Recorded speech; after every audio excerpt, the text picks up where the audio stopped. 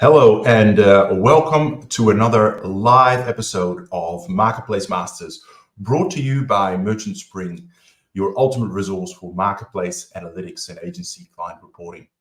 In these episodes, we delve deep into the intricate world of e-commerce, talking the challenges that agencies face as they seek to improve the performance of their brands and their clients. I'm your host, Paul Sonneveld, and today we're diving into the strategies for scaling Amazon brand through DTC expansion and unlocking the powerful halo effect of integrating both approaches. Joining us today is Brian Macbeth, here to share his expert insight and perspectives on achieving this growth. Let me do my best to introduce him. So Bryce is the founder and CEO of Reap Commerce, an agency dedicated to optimizing e-commerce businesses through conversion rate optimization, A/B and multivariate testing, and marketplace and Amazon managed services. He began his career at IBM as the product manager for a tool that evolved into Core Metrics, one of the world's first web analytics tools and early SaaS products.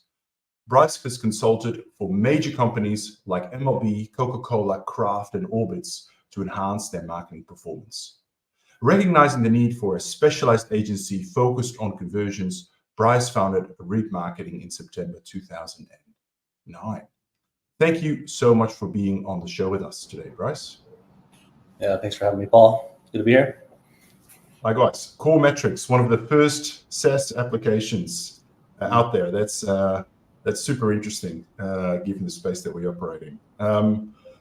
But let's jump into the D2C side of things. Let me just start off with a personal question here, because I talk to a lot of Amazon agency owners, and that is part of your service offering for sure. But more than most, and I would say a lot more, you're very focused on that interplay between Amazon and direct-to-consumer channels and from an e-commerce point of view. So I'd love to understand a little bit more about your background and what prompted you to explore that interplay between both Amazon and D2C. Yeah, well, the part of the bio that I guess we left off was the fact that I've had my agency now for 15 years. And at some point along the line, maybe 12 years ago, I hired my own agency to build an e-commerce brand. And we grew that from scratch to a multi-million-dollar business and sold it to our largest manufacturer. So I've experienced my agency not only as the founder, but as a client.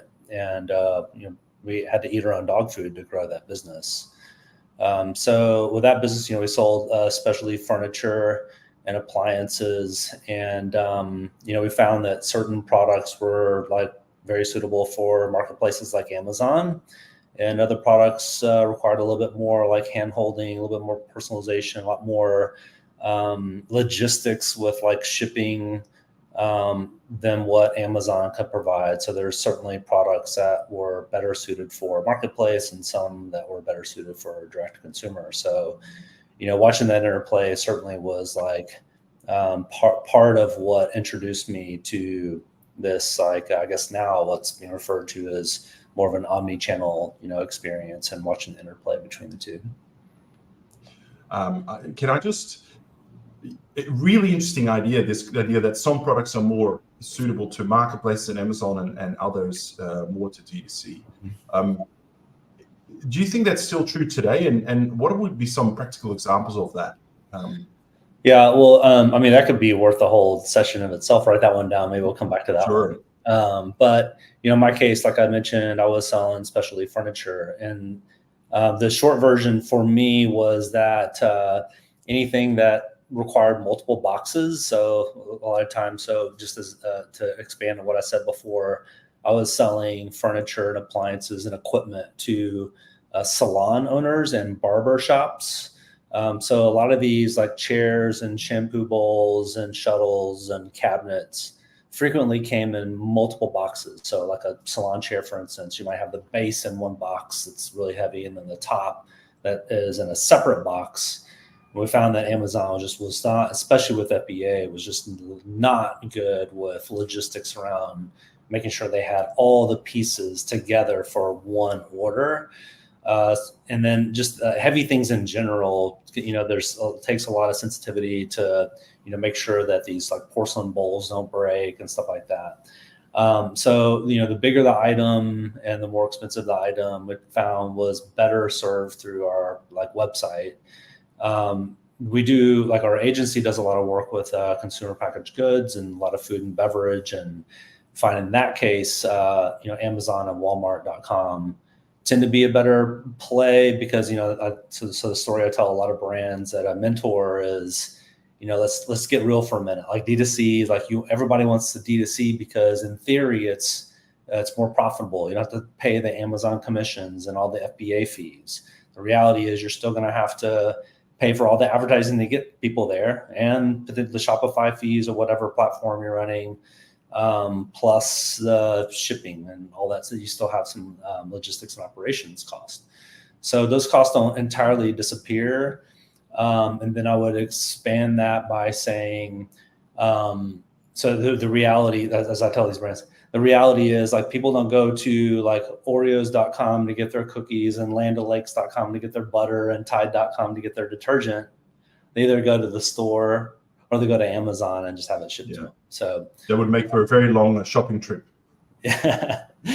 So, you gotta get real about like, consumer behavior, and, as much as we want people in many cases to come to our website, that can be a difficult, expectation for a site with a low, I guess a low average order value item, consumable, especially for people to convert at a high rate and it'd be really profitable straight off the bat. It's like very difficult. Yeah. So today, obviously, we're talking about using both channels in tandem, and certainly in our marketing of this episode, we spoke a lot about the halo effect. How does the halo effect manifest itself when you're managing a brand on both on Amazon and D2C? What are some examples? How can you bring that to life for us? Okay, so the question is what does it mean? What does it look like? How does it how does it play off each other? So just a clear, simple setup here. So when we're talking halo effect, we're basically talking about you're running some off Amazon advertising, trying to promote direct to consumer channel, Shopify or whatever your platform is, and it positively affects your sales on Amazon, or vice versa. You're on Amazon running Amazon ads, and somehow you get a lift in performance on your direct to consumer. So that's generally what we're talking about. I like to equate it to a lot of these conversations we're having these days with brands around omni-channel marketing. Essentially what that refers to is, being in all the places that people shop, to be where people want you to be. And it has a consistent, story, message, and feel to your brand across all channels. Because the reality is most consumers may, hit 15 or 20 touch points with you before they actually decide to purchase. And Amazon may shorten that cycle a bit, but this idea that we're just going to run an ad on Amazon, it directly converts instantly and they never see the website, they never see you in store or anything like that is not typical. And it might be more typical in its commodity item, consumables and stuff like that. But in many cases, it requires multiple touch points. So, in many cases, people are discovering brands on Facebook or even in a store. So then they go to the website to research for some more information. 90%, depending on what report you read, 90% of people will go to Amazon to price check, and not just price check, but also check the reviews before they decide to try a brand to make sure that other people have said positive things about it. So if you're not there on Amazon, supporting Amazon as a backstop to people discovering you on Facebook or on your website or in a store, then you're doing your brand a disservice, I would argue. So I guess the way it's sort of manifested in terms of like performance, this is really difficult to measure like concretely and directly, as much as like marketers these days want to draw such a direct line, not a dotted line, a solid line between I spent $1 on an ad platform and I got a sale. Like, what was the ratio? The fact is that's, as marketers, we all know that's becoming increasingly difficult. And even inside the Amazon platform, metrics like ACoS are like largely flawed because, depending on how you look at it, an ad can drive a sale, but it doesn't get the ACoS credit for it. So I think where we've seen the halo effect manifest itself in kind of the data is typically almost like a sort of like in the sort of reverse situation where we've had to take a channel down. So in one case, we had a product that, was flagged by Amazon and taken down. And so what we found is that product, so it was a nasal spray that prevented airborne like viruses, and had a bit of a loyal following. And so in the absence of that product being on Amazon, it was highly differentiated. So to get that product, consumers had to go to a few specialty stores or go to the website. So in many cases, they did go to the website, and we preserved a good portion of their sales, call it like 80 to 85% of their total sales, by recovering on direct to consumer. So that's good, but it's not quite as high as the total of D2C plus Amazon together. So the good news is people, it sort of validates that people are shopping both sides, but the two together certainly total something more than just one acting alone. And in this case, there was a lot of brand discovery happening on Amazon. We've seen other cases where it's more like where it's less, the product's less differentiated. It's maybe you don't have as much of a halo effect, because what happens is somebody goes to Amazon, and if you're not there or not representing your brand well, there's always an alternative. So if you have a brand loyalist, they'll go find you somewhere else.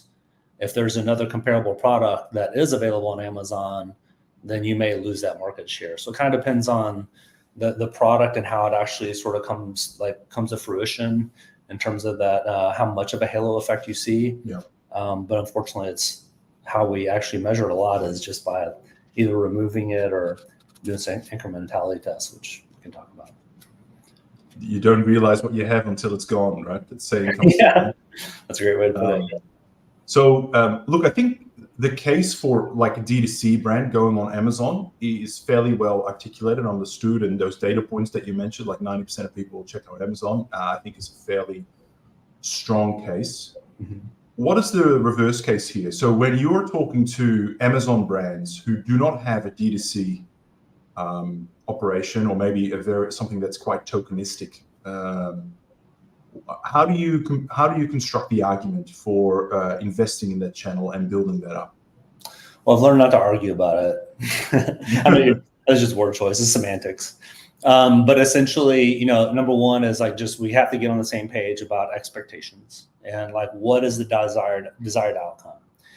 And so there's some hard. Typically, depending on the size of the company, typically there's like some hard goals that we need to rally around and solve for that. But many of the brands who do it well are ones that are looking at it not just from a like profit center perspective, but understand that this is going to be some investment of time and materials to learn. This is a learning platform in many cases where it's already a successful brand, and call it retail and Amazon, who's considering investing in D2C and having more of a direct to consumer approach. The sort of argument is starts kind of around like ownership of the data, better understanding of their customers, being able to run experiments in a more controlled fashion, everything around sort of the branding and messaging and pricing and a lot of product innovation, whether it's with food and beverage, sometimes it's flavors or pack sizes or new packaging. So a lot of brands see their website as a way to sort of control that experience a lot better and better collect more information to give them information about their best customers and run experiments. So ultimately, if you have that mitigating sort of D2C and you build it to the point where it has some success, it also becomes sort of a mitigation strategy for those days that either inventory shipment doesn't arrive on Amazon on time, and all of a sudden there's a setback on Amazon, and or there's something gets flagged on Amazon, the product gets taken down. What's the backstop? And in many cases, the D2C can be a backstop I'm not sure in of itself, in most cases, that in of itself is not always a great sort of argument per se, but certainly all of them together, and certainly if you could get it to a point of scale and profitability, then it does make a lot of sense. But again, controlling the experience and the collection of the data about customers is certainly something you get above and beyond what you get from Amazon. Yeah, you raised some really, really good and interesting points. Some of them I actually had forgotten about openly, because I think I used to. These were really interesting kind of conversations many, many years ago, right? Particularly around this concept where I was thinking about was, not sort of targeting Amazon customers to then go and shop at your own website, right? If I sort of take that a bit further and think about, like you mentioned, grocery products. Now, obviously, there's some economics to consider there in terms of, can you make money shipping those from your D2C website? But let's, for argument's sake, we're talking about a repeat purchase product, or a product with a relatively strong loyalty and repeat purchase frequency. Getting that first sale on Amazon, maybe through brand awareness, getting your second and subsequent sales on your own D2C website, and as part of that, having access to the email address, who they are, being able to send them emails, basic things like that. To what extent is that still in the consideration set today? And my follow-up question there is, this idea of directing customers from Amazon to your own website. What's the view on that? Obviously, there's Amazon's view, and what's kind of the industry perspective? Yeah, Amazon's not gonna like that, because Amazon, views Amazon customers as Amazon customers, and that's the reality. People came to Amazon because they're using it as a shopping engine, right? Let's see here. There's certainly ways, and many brands are probably familiar, many agencies are familiar with the concept of doing package inserts to get product reviews on the site, or incentivize people to go to the website with a free gift with a product review. That way the brand gets a product review on Amazon, and in turn drives traffic to the website, and now you've captured some information. So that's certainly possible and certainly is doable. Amazon doesn't really condone that. They're not going to support you with that. They have pretty clear rules against it, but they're not checking every transaction. I still temper enthusiasm around that concept of trying to convert people off of Amazon and onto the website, because once again, people went to Amazon not just purely out of convenience, but also out of security. You get a lot from, I think, marketers tend to overgeneralize about the benefits of consumers shopping on Amazon. It's just easy to use, and it's the cheapest, price, but it's not always the case. And I would submit, if you're brand new to Amazon and nobody was holding your hand, it actually is not the nicest website. It's not the prettiest website. It's not the easiest to use website. What you get from Amazon is, you're not going to get sort of raked over the coals with pricing. There's a larger community that's chipping in on product reviews, so you get some level of honest reviews. That within a click of a button, you could dispute an issue if the product showed up and it was damaged or whatnot, and not be a hassle to return the product. You're going to get supported by Amazon as a consumer.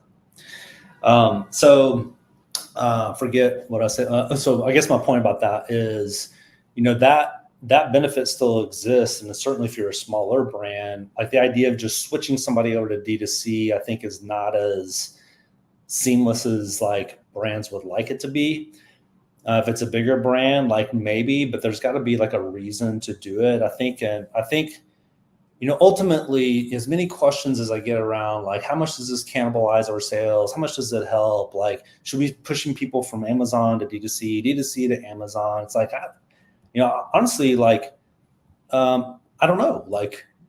Maybe, how about this? We keep going back to, marketers will talk about the consumer's experience with this type of logo, or this type of design, or this type of package. They're trying to do the right thing for the consumer, so the consumer has a good experience, so they'll keep buying the product again. And ultimately, when we're talking about a halo effect, that's what we're going for. Ultimately, that's what we're going for. And that might not be ideal as a line of sight for most marketers who can't connect those dots. But that's why we're doing it, is we're creating an environment, ecosystem for the consumer that no matter where they go, they have choices. And your website's going to have to provide something that Amazon doesn't in order to convince people to buy from it. And Amazon provides something that your website, quite frankly, probably cannot provide in its full effect. So all that to say, like, there's some level of ambiguity and uncertainty and lack of clarity that marketers are going to have to get, like, be okay with, be uncomfortable with not knowing all of it. You know, there's like a quote from, forget his name, Mr. Wrigley. And he would say, like, I don't know, all I know is when I advertise more gum, like I sell more gum. And that's hard for me to comprehend coming from a school of direct response marketing. But I'm embracing it more and more, knowing that that's, you know, ultimately what we're trying to do as marketers is get people to buy more products, whether they buy it in store, they buy it on Amazon, buy it from our website. That's what we're trying to do. So we're finding it's creating more turns no matter what, as long as you're doing a good job across all platforms. Yeah, look, that makes sense. And, you know, going back to one of the very first points you made around, you know, a customer have 20 touch points, right, before they make a purchase with you. And, you know, where are those touch points and how does each contribute? I mean, that's a whole nother conversation. Yep. But actually, interesting you brought up kind of advertising and marketing, because I do want to sort of get to some specifics here around you're running, say, your Amazon business and your D2C business in parallel. You're probably spending quite a bit on advertising on Amazon. Mm-hmm.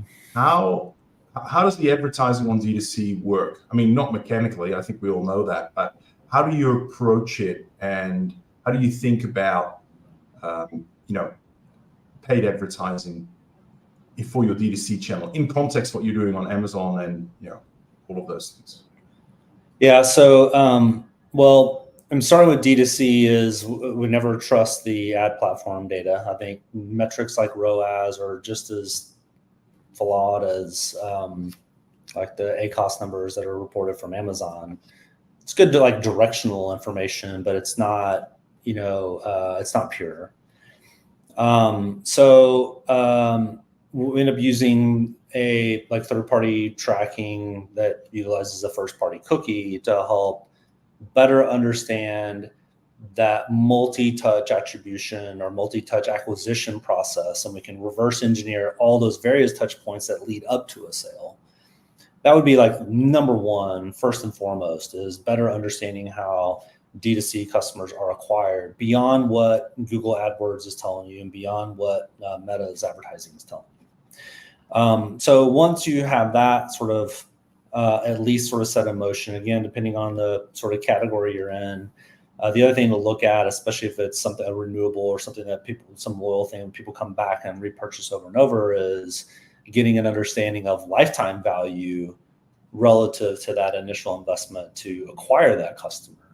And it's crazy to me how like that's not so readily available to a lot of brands, even mid-market brands, and in some cases even enterprise brands just like don't have a good handle over like what their lifetime value is, how long a customer stays loyal, how many times they come back over the course of a year or 3 years. Like a lot of brands just don't know. Ultimately, outside of all that data, after we've got all that mastered and established and in place, then we do a lot of looking at bigger ratios and correlation between like spending and results and like top line results. So just like metrics like tacos as reported by Amazon is more just a relationship between the total sales with the total spend.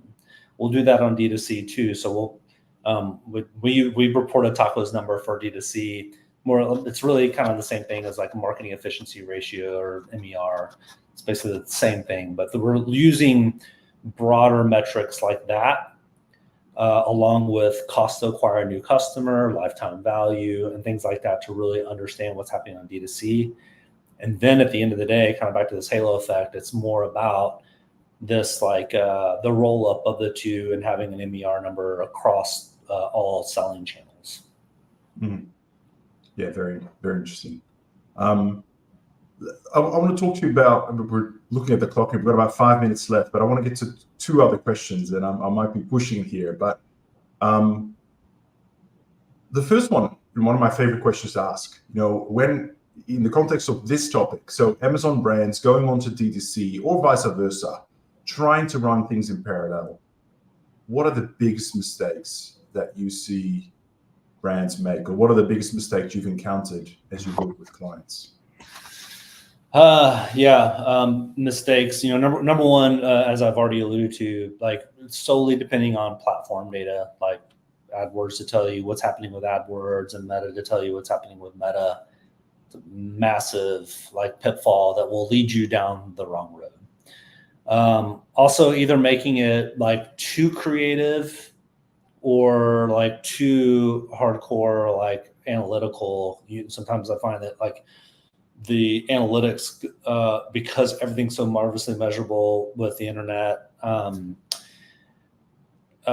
marketers will kind of get fixated on certain numbers and become sort of self-fulfilling, and it's hard to kind of like free things up to just kind of like try different things. So that's another one, either being too creative or too analytical. You kind of have to be a mix of both.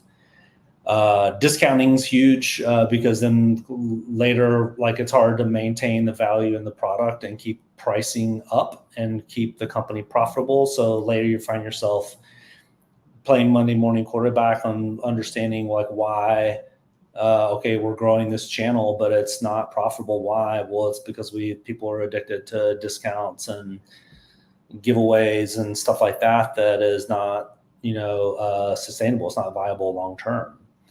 And then, ultimately I think just relying on, I guess this kind of ties in with the creative comment that I made is, kind of going with gut feel on stuff like, website design, email design.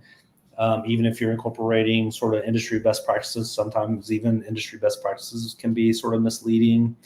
I could do a whole like keynote on that as well. And, but essentially, brands don't go to an agency and ask for an ugly website. They ask for an awesome, innovative, really cool website. But the reality is many of these brands' websites don't convert at an industry average of even a 1 or 2% conversion rate. Meanwhile, Amazon.com is the highest converting website on the planet. Like, why aren't more people asking for websites that are designed like Amazon.com? I'm not saying that's actually a great idea, but it's ironic to me that the pitfall, I think, to answer your question, it's ironic to me that people put so much in a gut feel and just kind of overall feel the brand instead of really using science to kind of back it up. Yeah, no, for sure. I've certainly fallen guilty or been guilty of that in the past. Great. Final question. It's a little bit off topic, but I'm really interested in it. I know this is a big focus of yours.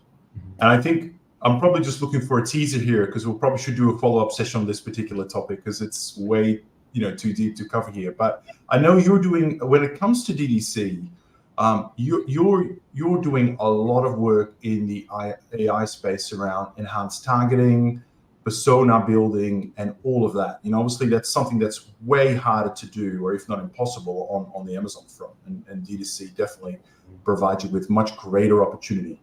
Can you give us a bit of a taster of what that means, how you're using it, and some of the benefits you're seeing it?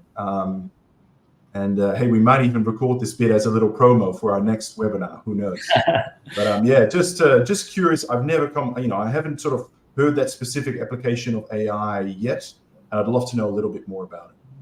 Yeah, well, definitely worth a whole nother conversation. Thanks for asking. For sure. Yeah, so traditionally what brands will do is, especially brands that have direct access to their customers, think of restaurants, think of some e-commerce. If they're looking for enhanced data beyond what they're collecting at the point of purchase, all the behavioral data is usually anonymous, right? The purchase data is not anonymous, but like trying to make sense of it is difficult. but also doesn't have a whole lot of demographic or psychographic information in your customer database. So typically, traditionally, what you have to do as a brand is you have to go to a third party called a CDP or a customer data profiling company to supplement or enrich your database with demographic information, some psychographic information, and offsite purchase data. What else are these people buying in other stores outside of my store? And then once it's in your database, it still can be hard to extrapolate and make conclusions. So many of these brands will bring in an outside consultant to sift through the data and create these avatars and present them back to the brand. And a lot of that's still just sort of rooted in a lot of guesswork and not really a lot of Freakonomics style analytics.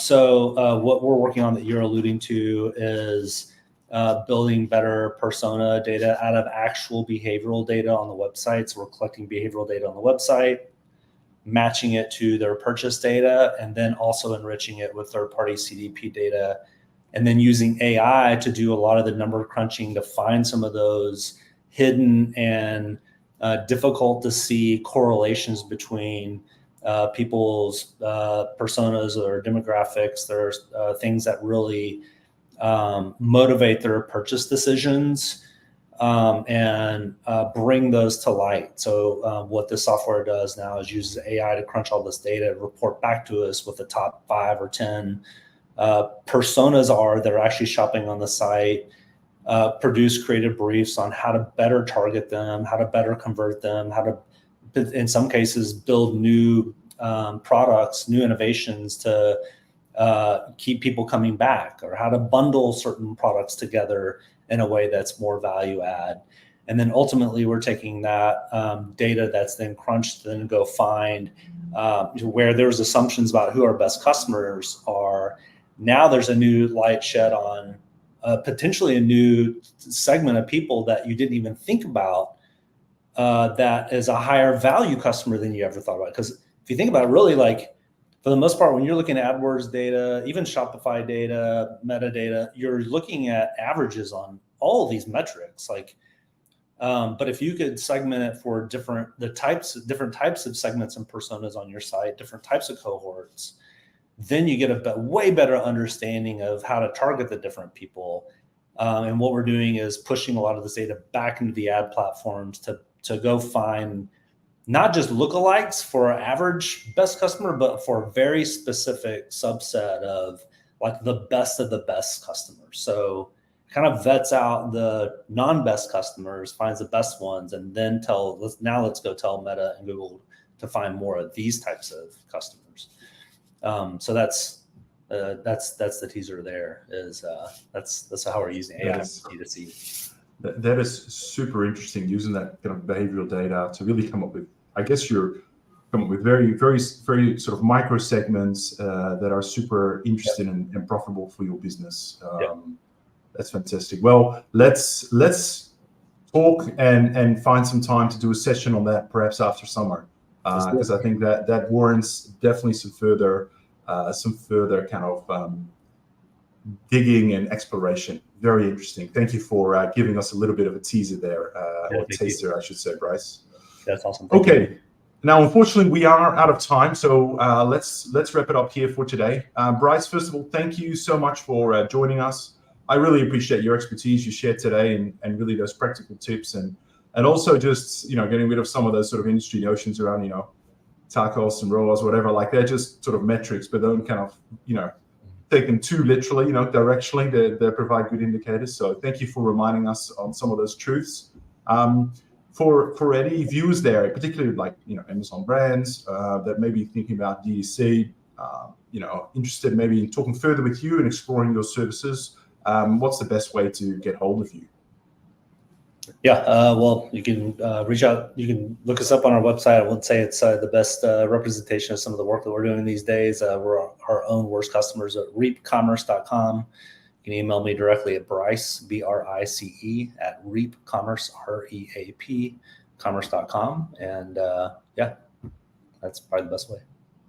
Excellent. Well, thank you so much. I look forward to reconnecting after summer. Yeah, absolutely. Thanks, Paul. Appreciate it. All right, everyone. That is it for today's episode of Marketplace Masters. Thank you so much for tuning in. I hope you found this session insightful in terms of how you can unlock that halo effect between Amazon and D2C brands, and how you can, as Bryce was talking about earlier in the show, how you can sort of create that greater sum of the parts picture for your brand. Now, of course, for more valuable insights, be sure to visit our video on-demand library at merchantspring.io. Also, if you're looking to streamline your analytics for sharper insights, including things like customer lifetime value, repeat purchases, whether it be for Amazon or for Shopify or other channels, please get in touch with me, and I'll be very happy to share how Merchant Spring can transform your journey. Lastly, I'd love to hear what topics you'd like us to cover next. If you have a suggestion or a burning question, please let me know, and I will try and do my best to find the right experts and to help tackle that topic together. All right. Thank you so much for listening, watching. Until next time, please take care.